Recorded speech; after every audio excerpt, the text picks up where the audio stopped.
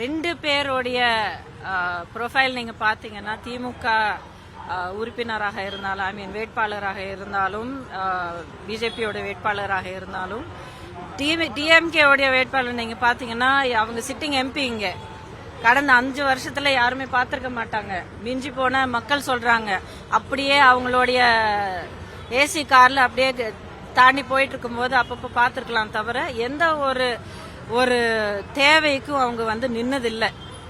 மக்கள் கண்டிப்பா இது மனசுல வச்சிருப்பாங்கன்னு இல்ல, வச்சிருக்காங்க, ஆல்ரெடி உணர்ந்திருக்காங்க. அவங்களுக்கு பல இடங்களை நம்ம எல்லாரும் பாக்குறோம், ஊடகங்களை நம்ம எல்லாரும் பாக்குறோம். பல இடங்கள்ல அவங்களுக்கு வரவேற்பு இல்லாம அவங்கள திருப்ப அனுப்பப்பட்டிருக்கு. டாக்டர் தமிழிசை சவுந்தரராஜன் அம்மையார் நீங்க பாத்தீங்கன்னா அவங்க மூத்த தலைவர். அவங்களுக்கு இருக்கிற அனுபவமும் அவங்களுக்கு இருக்கிற ஒரு எனர்ஜி, அவங்களுக்கு இருக்கிற ஒரு பற்று எல்லாருக்கும் தெரியும்.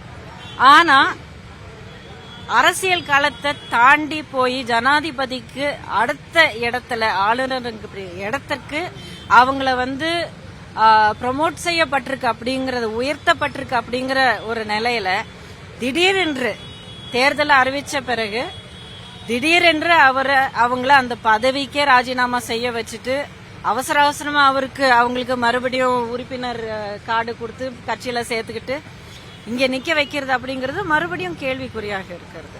எதனால? என்ன அவசரம், என்ன தேவை, அப்படி என்ன தேவை? அதாவது அடுத்த கட்ட தலைவர்களோ இல்ல லீடர்ஷிப்போ அது இல்லையா? அப்படி இருந்ததுன்னா அமைப்பு எந்த நிலையில இருக்கு? அமைப்புடைய நிலையை பார்த்துதான் நாளைக்கு எந்த ஒரு கட்சியாக இருந்தாலும் பதவிக்கு இல்ல ஏதோ ஒரு இடத்துக்கு ஜெயிச்சு வந்தா எப்படி செயல்படுவாங்க அப்படிங்கறது ரொம்ப தேவையான ஒரு விஷயம். சோ இதெல்லாம் இத்தனை கேள்விகள் இதுல அடைஞ்சிருக்கு, இத்தனை விஷயங்கள் இதுல நம்ம புரிஞ்சுக்க வேண்டியிருக்கு.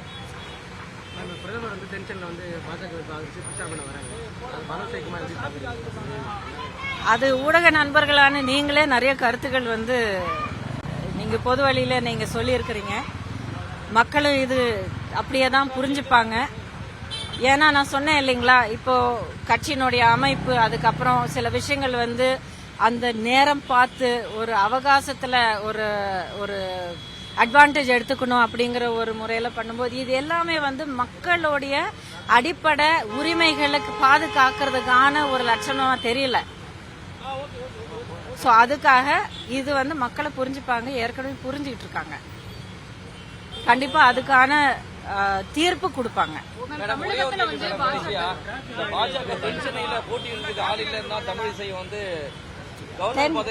தென் சென்னையில போட்டியிடுறதுக்கு ஆள் இல்லைன்னு சொல்ல, கட்சியில ஜெனரலா